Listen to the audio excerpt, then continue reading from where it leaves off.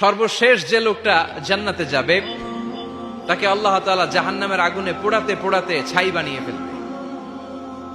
আল্লাহ বলবেন, জিব্রাইল যাও একটু দেখো, একটা মাত্র সেজদা দিয়েছে আমাকে, এরকম কাউরে পাওয়া যায় কিনা। বাটি চালান দিয়ে দেখো পাওয়া যায় কিনা।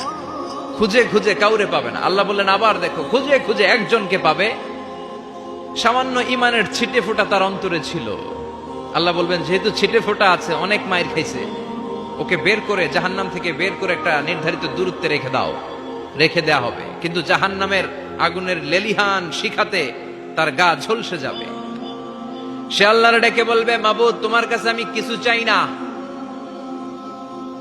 জাহান্নাম থেকে তুমি আমাকে বের করেছো, জীবন নদীর পানি তুমি আমার গায়ের মধ্যে ঢেলে দিয়েছো, আমি আবার সজীবতা ফিরে পেয়েছি। আমি তোমার কাছে জান্নাত চাই না, শুধু নিরাপদ একটা দূরত্বে আমাকে রেখে আসো, যাতে জাহান্নামের আগুন আমারে কষ্ট দিতে না পারে। আল্লাহ, আমি কিন্তু তোমার কাছে জান্নাত চাই না। কি চাই না? জান্নাত চাই না, কিন্তু জাহান্নামের আগুন আমারে কষ্ট দিচ্ছে, এতটা দূরত্বে রাখো যাতে জাহান্নামের আগুন আমার গায়ে না লাগে। আল্লাহ বললেন, ওকে রাখবো, কিন্তু আমার সাথে একটা কন্ট্রাক্টে যেতে হবে, যে এটা তোমাকে দিলে তুমি আর নতুন করে কিছু চাবা না। সে বলবে আমি রাজি, কন্ট্রাক্ট হয়ে যাবে।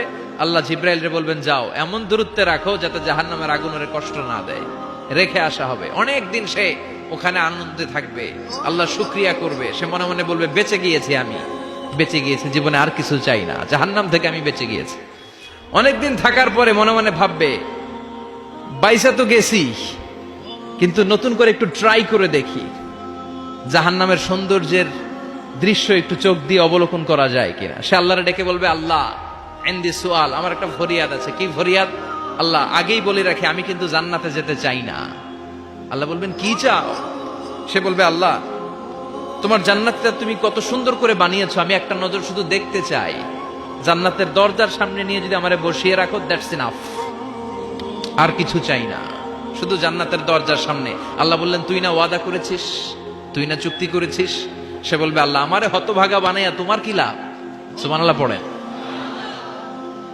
আমারে তুমি হতভাগা বানিও না। আল্লাহ বলে, ঠিক আছে, আবার সিগনেচার কর যে জান্নাতের দরজার সামনে বসিয়ে দিলে আর কিছু চাবি না। সে সিগনেচার করে বলে, আমি চাবো না। আল্লাহ বললেন, জিব্রাইল বেচারারে ধরে জান্নাতের গেটের সামনে বসায় দে। এবার জান্নাতের গেটের সামনে বসে বসে জান্নাতের সৌন্দর্য দেখা শুরু করবে। সুবহানাল্লাহ। এমন সৌন্দর্য যেটা চোখ দিয়ে কেউ দেখে নাই, কান দিয়ে শুনে নাই। ওই সৌন্দর্য চোখে দেখে, কান দিয়ে আওয়াজ শুনে মাগার ভোগ করতে পারে না। অন্তরে জ্বালা আছে না নাই?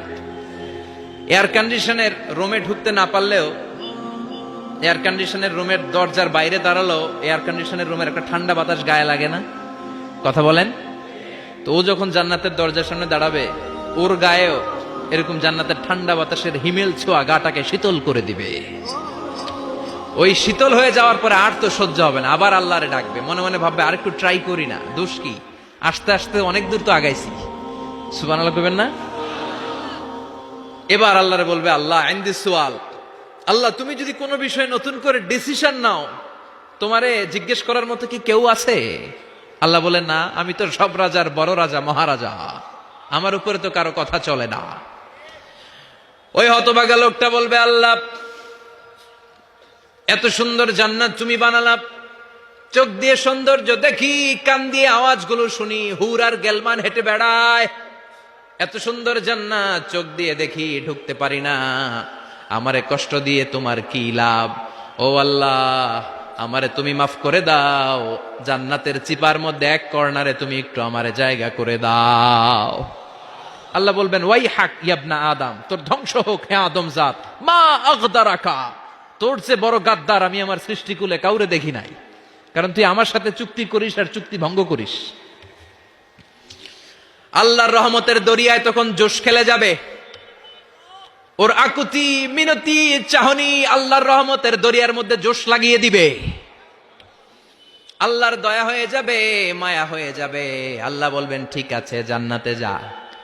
লোকটা এবার এক দৌড়ে জান্নাতের ভিতরে ঢুকে যাবে। লোকটার দৌড় দেখে আবার লোকটারে আল্লাহ ডেকে বলবে, একটু দাঁড়া, একটু দাঁড়া, জান্নাত তো দিছি, তো দৌড় দিলি কেন?